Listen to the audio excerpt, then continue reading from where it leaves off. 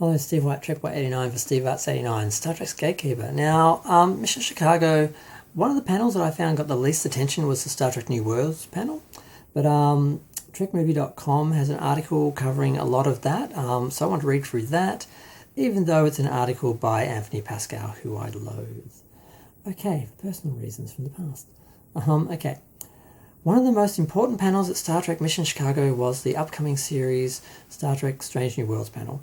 On hand were Anson Mount, Rebecca Romaine, Celia Rose Gooding, and executive producer, showrunner Henry Alonso Myers. The series debuts May 5th, and they took time out of production of Season 2, Episode 6 to come to Chicago to preview the series. Okay, so the first thing is Henry Alonso really wants to, make it clear that this is an episodic series. The show is episodic. Every episode is a new adventure. It's a new planet. It's a new genre. One of the wonderful things about Star Trek is that it's sometimes funny, it's sometimes horrific, it's sometimes dramatic, and sometimes it's sad. And we really wanted to hit that with each individual episode so that they really have a different feel, to the point where we even encourage our directors to really bring a different look to each episode so that you feel it. The one thing we try to hold on to is that we serialize some of the character stories so that if, say, someone were to, like in TOS, lose the love of their life one week, they're not completely fine the next week. Now, I went on to say that the show will have many familiar elements, but they'll be done differently. Sounds like double talk. I think we will go on adventures that are very similar to, but also uniquely different from the events that went on at TOS and TNG. That means new worlds and time travel, and sometimes a superior being that comes in and does crazy stuff to us. It means all kinds of things. I wonder if a Q wouldn't appear there. I don't know. Later we talked about how this is an opportunity to introduce new aliens. We're trying to be true to canon, but also to include some interesting new creatures you've never seen before. We've been working with legacy effects to do a bunch of really cool prosthetic creatures, as well as some CG stuff.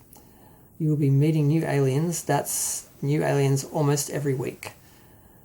When the moderator noted the trailer showed some humour in the trailers, he said we're blessed with a funny cast and explained how humour is part of Star Trek tradition. Look, it's dramatic and it's also funny, and we're trying to mirror that. Some of my favourite episodes of the original series and TNG and Deep Space Nine are funny episodes, and we've wanted to return to those sometimes. Now they talk about characters. Myers talked about how the writers approach for the new characters, including those who appeared in Star Trek canon. We approach every character fresh. Every character is a real human being, and sometimes not a human being, and we try to start with who were they? Where did they come from? Where do they want? What do they want? They have to be imbued with a life. And so we try not to let the pressures of all the past kind of into it, because if you do, you just can't live. I think he's talking more about the writing process, as like we know what their futures are, we know what the past has said about their characters, and we don't want to focus on that. We just want to focus on who they are now and what got them to where they are. He said you can't actually be a person, because Uhura has some real feelings that she goes through every day. If she thinks about all the pressure of the history of that, that's going to change who the character is. So we started with who are they right now. That doesn't really make sense to me, but I know what he's saying they did, but yep. Anson Mount explained that his version of Captain Pike differs from the Jeffrey Hunter's version from The Cage.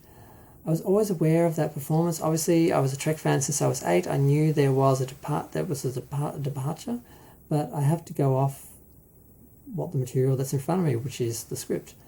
What I said to myself was, Jeffrey Hunter was Pike Act 1, my Pike is Act 2. Everybody changes, right? Hopefully I'll get to take it all the way through to Act 3 of Pike.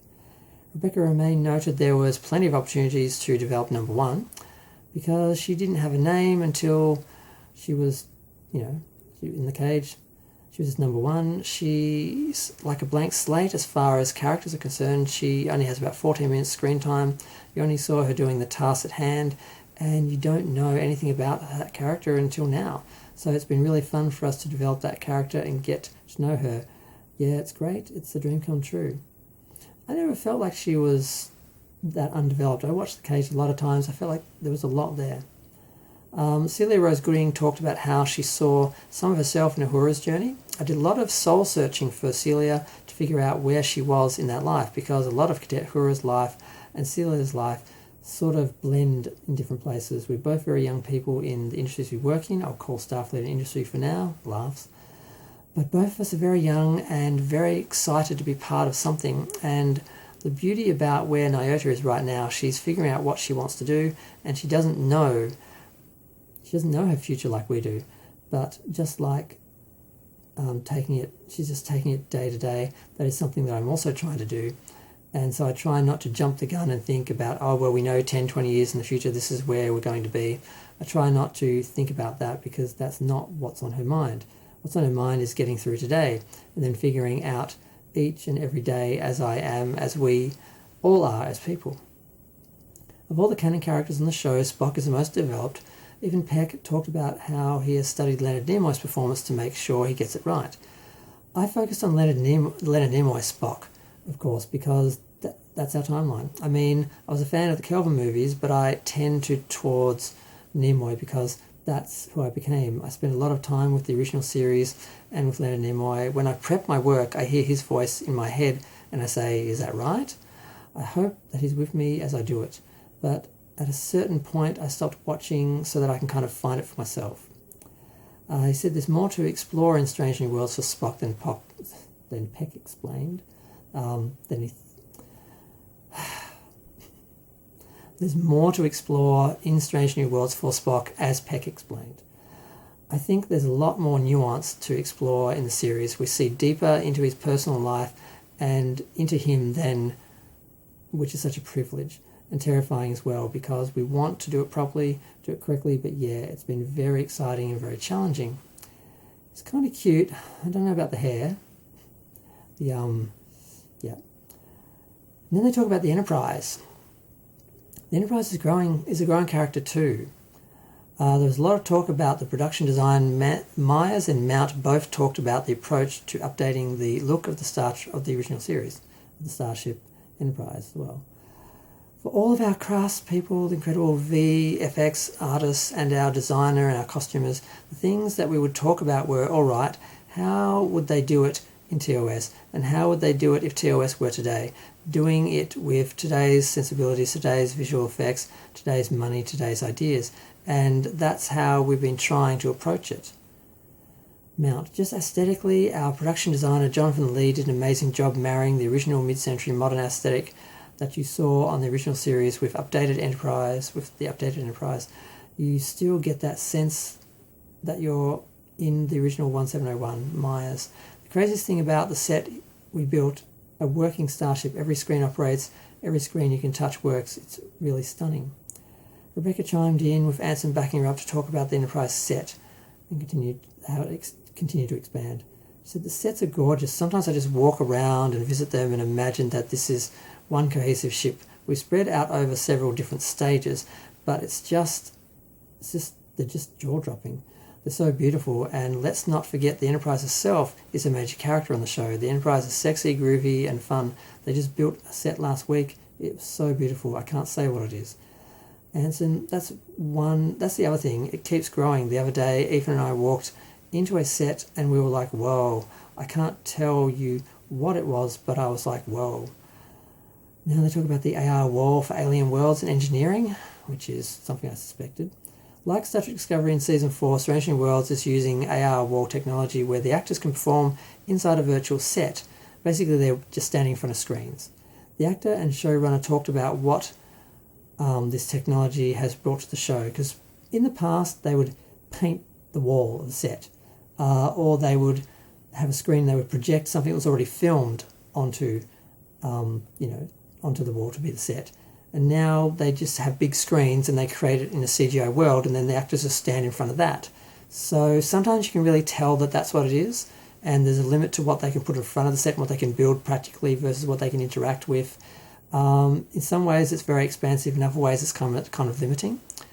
Now Celia, she said, it's incredible that we have this working on,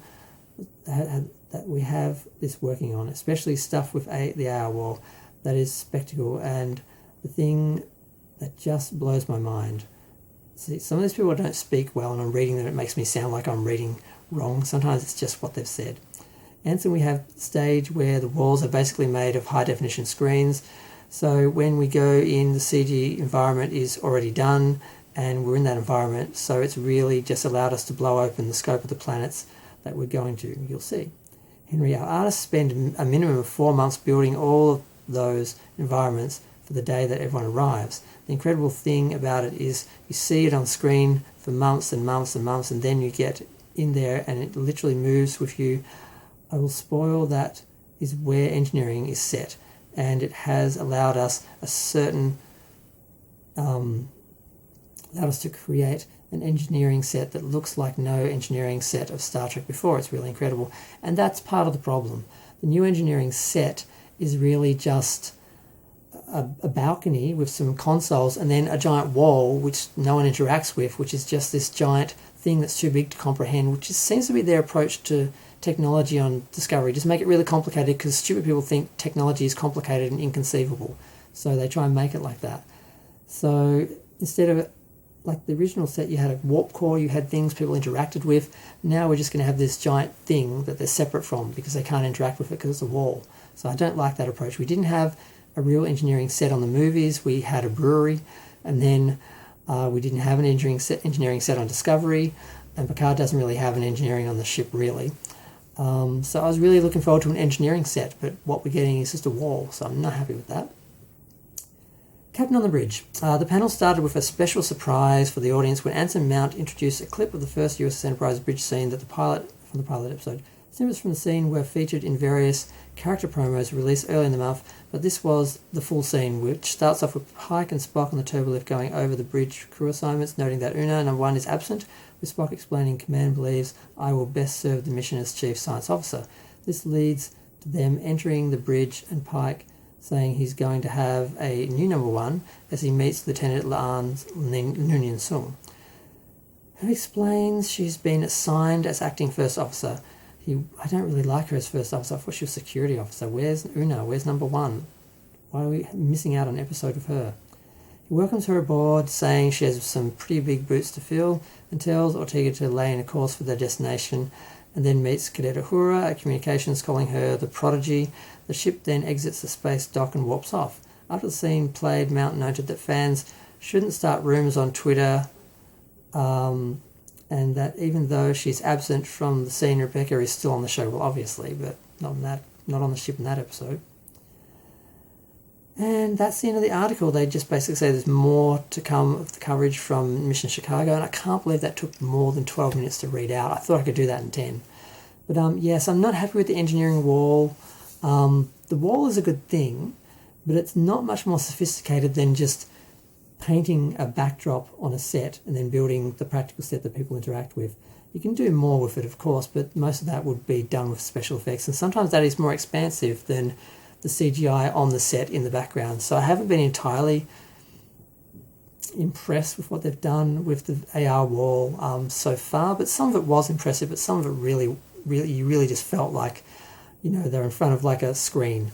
It didn't really feel any different from the green screen sort of restrictions. So yeah, and the character development, it all sounds kind of interesting. It sounds like I do feel optimistic about Strange New Worlds. I feel like they're trying, but then I look at the ship and, like I said, the technology, they try to make it really complicated because they know people think that technology and advanced technology is really complicated and bright lights and lots of things happening and really busy, and really advanced technology is just simplicity.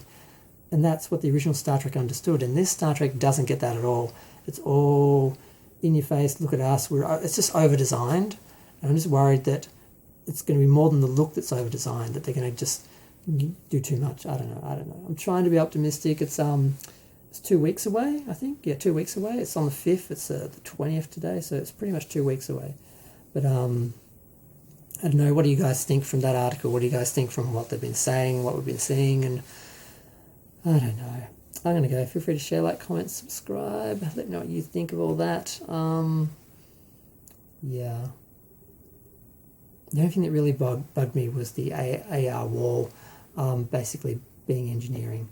So we don't really get a set that people are going to interact with and walk around and step over and be a part of and have explosions and things and running through smoke and gas and stuff. It's just like going to be people on a balcony with everything in the background, which feels regressive in a way.